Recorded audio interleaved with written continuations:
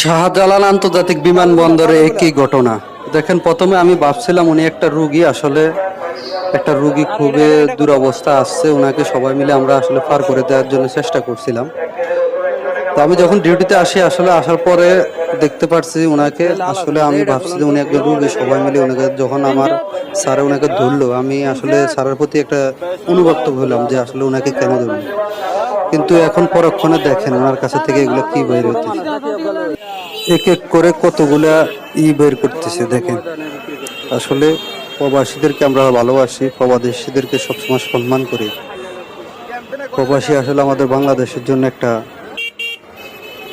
আছে, ওনার কাছে আরো আছে কাজ করে। আসলে প্রবাসীর জন্য কি বলবো, আসলে এই সমস্ত লোকের কারণে আজকে প্রবাসীরা বিভিন্ন জায়গায় হয়রানি হচ্ছে, বিভিন্ন সময় চেক করছে বিমানবন্দরে। আর এতে কাস্টমার প্রতি প্রবাসীরা অনেক রাগ হয়।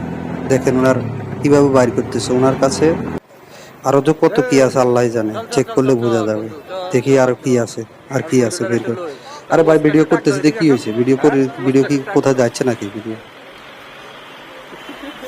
দেখেন, এবং যারা এখনো লাইক কমেন্ট ফলো করে না তারা ফলো করবেন।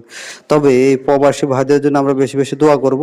তবে এই সমস্ত লোকের কারণে আজকে প্রবাসীদের বদনাম। ভিডিওটা বেশি শেয়ার করে সবার কাছে